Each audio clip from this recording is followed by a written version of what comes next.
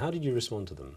Well, if you go to my website, you can see how I responded. I wrote what I thought was rather a kind of eloquent letter refuting what he was called Abrams or something. He hadn't actually seen the show. He'd read a piece in Rolling Stone, and he was responding to that. And it was just the fact that the $ and the Star of David were on the screen at the same time, where he was saying, oh, you're bringing up all the worst possible, stereotypical anti-Semitic views of Jews and money, and, it's Shakespeare all over again. And he didn't say that. but that's sort of what he meant. And in response to that, I said, it never even occurred to me. I have the hammer and sickle, I have the crescent and the star, I have the crucifix, I have the Star of David, I have the $, I have show. There's a ton of things dropping out. I'm making the point that we are bombarded by ideas, both religious, ideological and commercial, and that causes us pain. And it causes death and suffering and whatever from all of those things. And I'm very even-handed about it. I think they withdrew, kind of quietly licking whatever wounds they had. Not that I intended to. And in fact, I have to say this. I said in my piece, the juxtaposition of these symbols is entirely irrelevant to me, so I changed them. In the show, I went, it doesn't make any difference to me. I don't care, It's interesting because there are those who say it's possible to criticize anything in the world, but you can't criticize Israel. And there's often a backlash. We've seen journalists fired for a comment here and there and so on. And I wonder, as someone who's been a staunch activist in the situation with the Israelis and Palestinians, apart from that ADL situation, what sort of backlash you faced over the years? Well, I'm about to face a bit more because I've just written an op-ed piece, which at the moment, I think they're called the International something for Middle Eastern Understanding or something, are trying to place with either the New York Times, I think, or the Guardian, or somewhere anyway. And it's actually me calling upon my fellow, I banged the mic, calling on my fellow musicians and artists to join the BDS campaign against Israel, because I've finally decided to put my head above the parapet. Enough is enough. They pay lip service to the idea that they want to make peace with the Palestinians, and they sort of talk around the possibility of a two-state solution.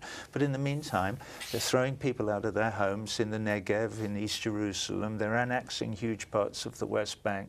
So all this talk about is just they're quietly getting on with taking over the whole of the land, and what happens then to the Palestinians?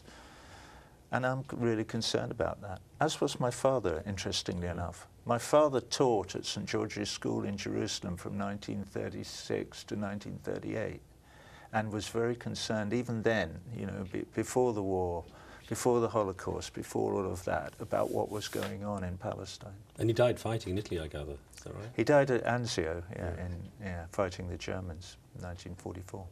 Now, you talked earlier about the concert you did, and we're going to take another look at that documentary, Walled Horizons, where you were playing a concert at Neve Shalom.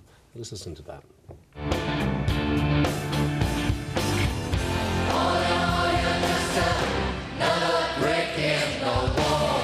I may be speaking out of turn, but I believe that we, the rest of the world, need this generation of Israelis to tear down the walls. How did you gauge the reaction of young people in Israel to that separation barrier and even their current policies towards Palestinians? Well, there were like 50 or 60,000 of them at that show we just saw, and I didn't get to speak to very many of them. They were extraordinarily enthusiastic, even to songs like Leaving Beirut, which were clearly trying to make the point, that we're all human beings. And that particular song describes an experience of mine being taken in by an Arab family in the Lebanon when I was a very young man and treated with the kind of hospitality that you might, read about in books. The people, they were so kind and hospitable to me. There were one or two responses to that saying, who does he think he is coming here and telling us what we should be doing or whatever. However, I know from many Israeli friends of mine that there is a movement in Israel not just restricted to young people, but a general movement that we never hear about in the United States of America of refusing. Kids who refuse to join the army or who leave the Air Force because they disapprove of their country's foreign policy, but also many thousands of Israelis who believe that their government's policies are repressive and racist and colonialist and imperialist and wrong, and who are fighting against it. So any one of us from outside Israel who thinks that Israeli policy is wrong, we're not anti-Semitic, and we're not against Israelis. In fact, we applaud those many of them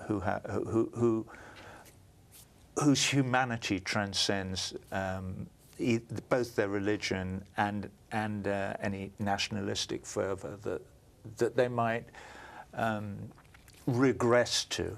I think we're all human first, and that any movement towards a nationalistic and jingoistic attitudes is a regression into something that is actually beneath us.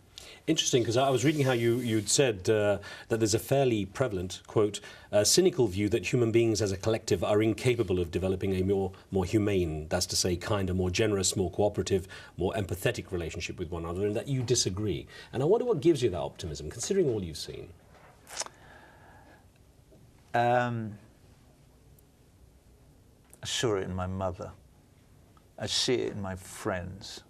I see it in individuals and collective expressions of love all over the world by all kinds of different people who resist the temptation to lump themselves into one particular frightened group or another. Roger, I'm going to put a couple of emails to you, if I may, because viewers from around the world wrote in.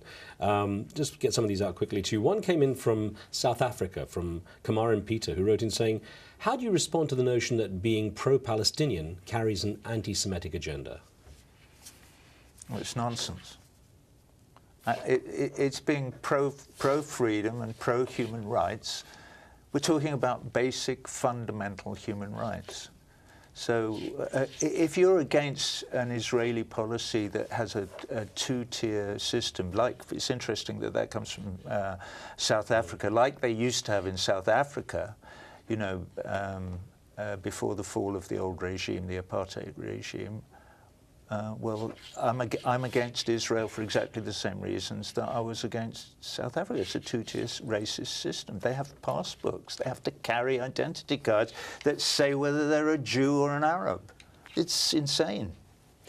I'm going to put one more email to you from Bangladesh, from Dhaka, from Masihul Chaudhry, who says, Roger's solidarity with Palestinians resembles the way George Harrison and Ravi Shankar played for Bangladesh in 1971. His efforts will add to the strength of the Palestinians. A comment there. And it makes me wonder, you played at the site of the Berlin Wall in 1990, after that wall came down.